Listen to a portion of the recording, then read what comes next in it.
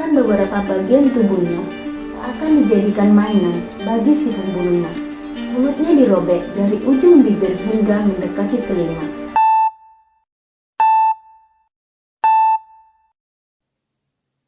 Hai guys, selamat datang kembali di channel aku ini. Apa kabar kalian semua? Kuharap baik-baik aja ya. Nah, kali ini aku mau bercerita kasus pembunuhan seorang wanita muda yang tidak mendapatkan keadilan untuk si pelaku. A few moments later. Guys, pernah nggak kalian mendengar kata Black Dahlia? Gak pernah, mungkin sebagian besar dari kalian mengenalnya sebagai nama sebuah band beraliran death metal berasal dari Michigan, Amerika, yakni The Black Dahlia Murder yang sudah beberapa kali konser di Indonesia. Namun sebenarnya Black Dahlia adalah penamaan sebuah kasus pembunuhan paling brutal di Amerika pada saat itu, dan hingga saat ini belum terpecahkan bahkan oleh pihak FBI sekalipun. Kasus inilah yang kemudian menginspirasi menjadi nama sebuah band, The Black Dahlia Murder, sebagai nama band mereka. Kasus pembunuhan ini dialami seorang wanita muda bernama Elizabeth Short yang lahir pada tanggal 29 Juli 1924 di Boston, Amerika. Jadi guys, nama panggilan korban ini adalah Short, biar gampang aja kita manggilnya. Dia adalah salah satu dari 5 bersaudara yang lahir dari seorang ibu yang bernama Nyonya Fayette Short dan ayahnya bernama Tuan Cleo. Namun ayahnya Short telah meninggalkan keluarganya ketika Short berusia 5 tahun. Saat Short kecil, dia sudah bermimpi untuk menjadi seorang artis, dan di masa remajanya, dia mulai mencoba mengasah bakatnya di dunia seni peran. Dia senang meletakkan bunga dahlia di kepalanya sebagai aksesoris, dan kegemarannya memakai pakaian berwarna hitam. Ia dikenal sebagai perempuan yang gampang bergaul dan memiliki banyak kenalan. Wajahnya yang cantik membuatnya sering menarik perhatian para pria di Hollywood. Di sana, dia mulai berkenalan dengan banyak orang dari kalangan sosialita kelas atas. Salah satunya yang kemudian menjadi teman baiknya adalah Matt Harson, seorang pemilik klub malam dan teater. Panggil saja pria ini bernama Hanson. Karena terpikat dengan Short, Hanson lalu mengajak Short pindah ke rumahnya bersama sejumlah artis lainnya, dan para artis ini menjadi penghibur bagi tamu-tamu yang datang ke klub milik Hanson. Short pun menjadi bagian pegawai tetap di klub milik Hanson. Kondisi ini dimanfaatkan oleh Hanson karena karir Short di film tidak berkembang. Namun kasus mengerikan terjadi kepada Short pada tanggal 15 Januari tahun 1947, ketika seorang ibu rumah tangga bernama Betty Bettsinger dan anaknya sedang berjalan di Taman Leimert Park, Los Angeles. Saat itu ia melihat sosok wanita yang sempat dia kira sebagai manekin tergeletak di pinggir jalan. Namun ketika Betty mendekat, dia berteriak histeris karena apa yang dia lihat justru lebih menyeramkan, yaitu tubuh seorang wanita muda yang telah terbunuh. Dengan sigap, Betty langsung menelepon pihak kepolisian dan melaporkan adanya tindak pembunuhan di sekitar rumahnya. Saat ditemukan, tubuh Short terbagi menjadi 2, bagian atas dan bagian bawah, mirip seperti manekin yang dipisahkan antara badan dan pinggang ke bawah. Yang ditemukan tewas dalam keadaan telanjang dan dimutilasi dengan wajah yang rusak. Bahkan beberapa bagian tubuhnya seakan dijadikan mainan bagi si pembunuhnya. Mulutnya dirobek dari ujung bibir hingga mendekati telinga, mirip seperti tokoh Joker dalam film Batman. Seketika polisi yang mendapat telepon tentang penemuan jasad, mereka pun langsung datang ke lokasi. Polisi, FBI, dan para wartawan pun memenuhi lokasi pembunuhan, dan mereka melabel kasus ini sebagai kasus pembunuhan paling kejam yang pernah ada pada masa itu. Tak ada noda darah sama sekali dalam tubuhnya yang pucat, hingga ada dugaan bahwa Short telah dimutilasi di tempat lain dan tubuhnya telah dicuci bersih. Hasil otopsi menunjukkan adanya tindak kekerasan. Bekas ikatan tali terdapat pada pergelangan tangan dan kakinya. Tidak hanya itu, memar juga ditemukan pada bagian kepala Short yang mengindikasikan adanya benturan benda tumpul sebelum ia meninggal.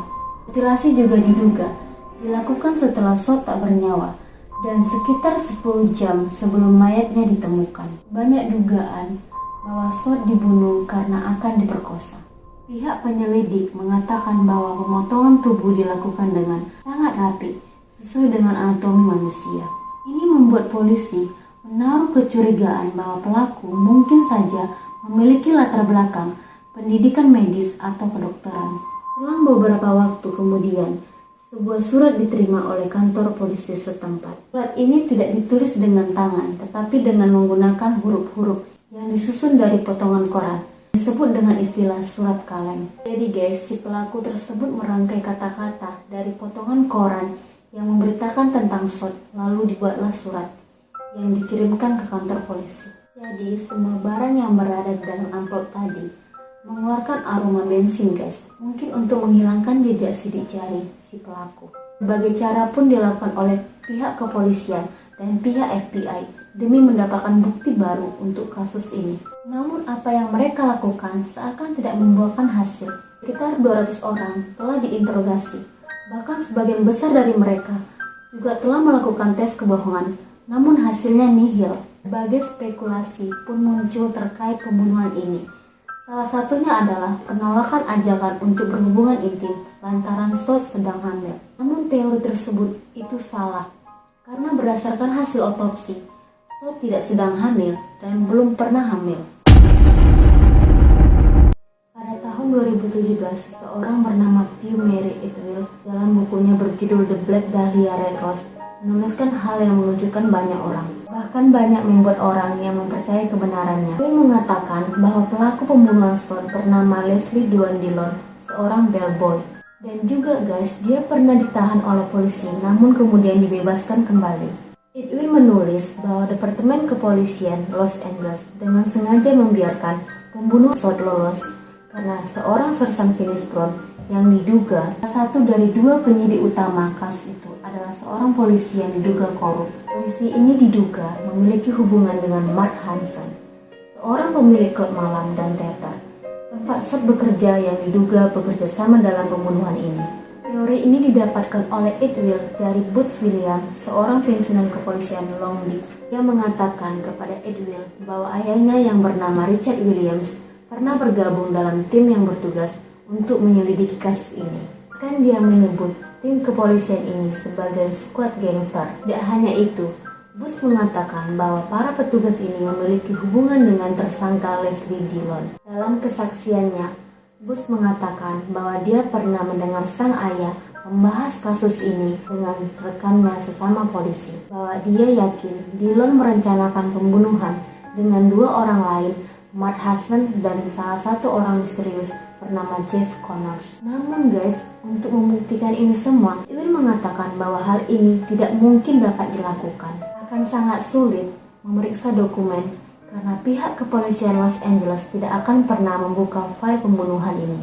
Meski begitu, Atwill sangat yakin bahwa Sot dibunuh di Astor Motel, tempat di mana Dillon dilaporkan tinggal. Bersamaan dengan itu, Henry dan Cora Hotman, pemilik motel, melaporkan penemuan salah satu kabin mereka berlumuran darah dan kotoran pada tanggal 15 Januari 1947.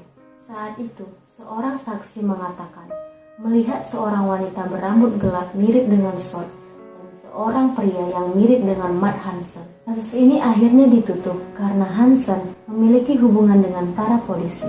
Namun Atwill juga mendapatkan banyak ketidakpercayaan dari berbagai pihak.